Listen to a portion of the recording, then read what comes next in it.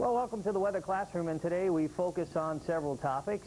Tropical weather systems will get us into it, and then we'll have a closer look at hurricanes, probably the most intense tropical system you can have.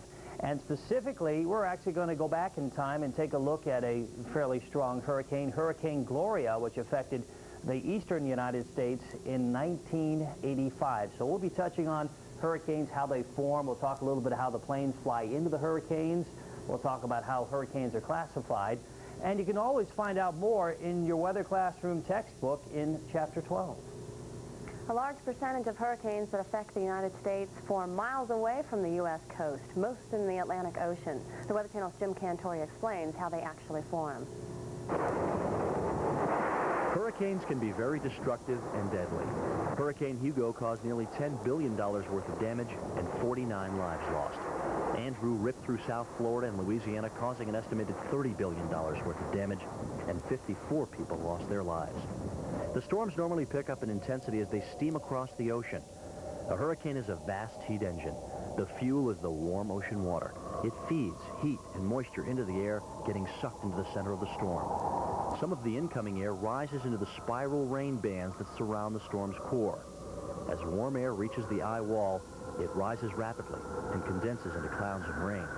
The rising air releases tremendous amounts of heat into the atmosphere and creates violent winds. In this way, the hurricane's engine is constantly refeeding itself, concentrating its power in the wall of clouds surrounding the storm's eye. The eye wall contains the hurricane's most destructive power. The winds can cause extensive damage, as witnessed during Hurricane Hugo and Andrew. Jim Cantore, the Weather Channel.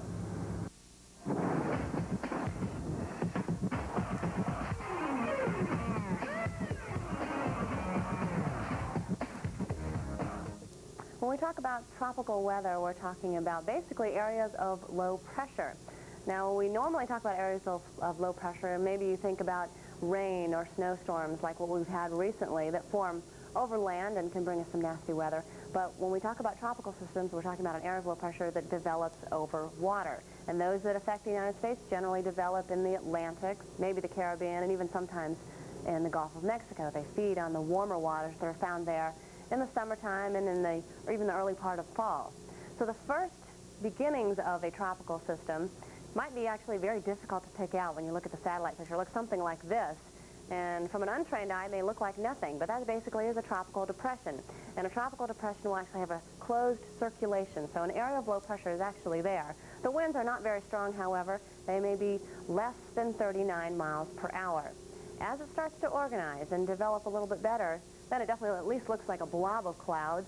There's an area of low pressure here, and now the winds are a little bit stronger, so they range from 39 miles per hour up to 73 miles per hour, so those are fairly strong winds. And with a tropical storm, you can have some problems, but when it gets up to hurricane force, 74 mile per hour winds or stronger, then you're going to have some problems, and it may not quit intensifying at that point. We can have hurricane categories all the way up to 155 mile per hour winds.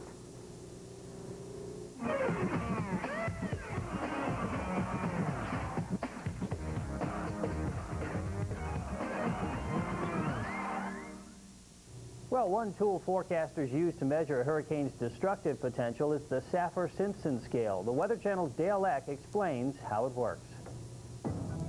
Hurricane Camille devastated the Mississippi Gulf Coast in 1969. Winds were estimated in excess of 200 miles an hour. Hurricane Jerry hit the Texas coast in 1989, a much weaker storm, but it still managed to cause damage. There is a way to measure the strength of a hurricane. It's called the Saffir-Simpson Scale. It is based on the factors which combine to give a hurricane destructive power. These factors include the level of the air pressure, the speed of the winds, the amount of water pushed onto the land by the storm, known as the storm surge. The scale ranges from 1 to 5, 1 being a minimal and 5 being catastrophic. It is the storm surge which primarily causes the damage and deaths in hurricanes. By knowing the Saffir-Simpson Scale rating for a hurricane and by listening closely to hurricane watches and warnings, you can protect your property and your life. I'm Dale Eck, the Weather Channel. One of the most destructive forces, as mentioned by Dale Eck, is the storm surge. Charlie Welsh explains the storm surge and its danger. As a hurricane approaches the coast, its winds drive water shoreward. Once the edge of the storm reaches the shallow waters of the continental shelf, hurricane-force winds push the water onto the shore. At first, the water level climbs slowly, but as the eye approaches, water rises rapidly. Waves traveling on top of the surge hammer away at structures built on the shoreline. I don't think that the average person is quite aware of how powerful moving water is. The cubic yard of water weighs about 1,700 pounds, and it's almost incompressible. You might just as well be hit almost with a solid object as to have this water smashing against a structure on the beach. Charlie Welsh, the Weather Channel. Well, let's take a closer look now at hurricanes. We've looked at several aspects of the hurricane formation. How about hurricanes if we go back over the last couple of years, let's say 100 years, and we look at the course of the hurricane season, June through November, and you notice there's a definite spike around September. It's during this time, September and actually into early October, where we tend to find the highest frequency of hurricanes in the Atlantic. And if you were to look in during the month of September, this is typically what we'd find. A lot of the systems starting here in the far eastern Atlantic and scooting westward, and then depending on the upper level winds and other factors, they ultimately can come into the Gulf of Mexico or perhaps curving north towards New England. That's right. Now, one way we check in on hurricanes is by the use of hurricane hunters or planes. Take a look.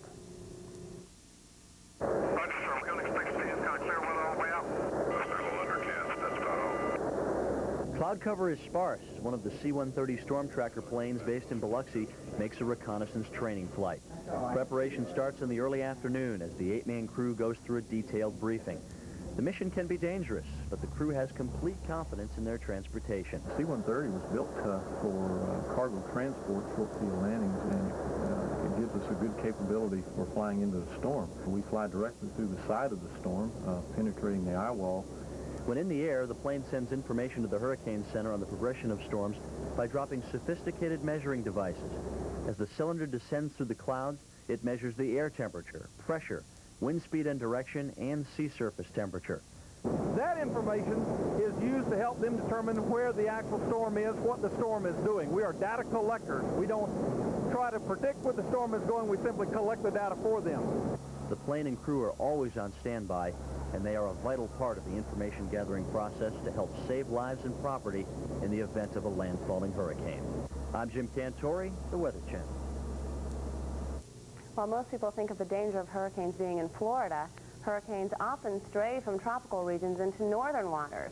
In September 1985, Hurricane Gloria set a course for points as far north as New England.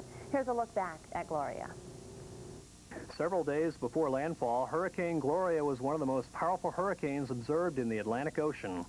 Gloria did lose some of its intensity as it passed just to the east of Cape Hatteras on September 27th as a Category 3 hurricane. Farther to the north, residents and officials were preparing for the storm. This is the Yarmouth Police. A hurricane is on its way and you are advised to evacuate to the nearest shelter. Mandatory evacuations were in place for many coastal areas. Atlantic City was closed down as business owners boarded up their properties and headed inland.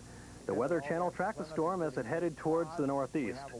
First landfall came at Fire Island in New York with winds up to 115 miles per hour. Second landfall came in Connecticut with winds still up to 110 miles per hour. The winds caused extensive damage. Trees and power lines were blown down on the coast. Coastal flooding was also a problem as high seas crashed over the seawalls. Hurricane Gloria killed 8 people and caused damage of nearly $1 billion. I'm Bill Keneely, the Weather Channel.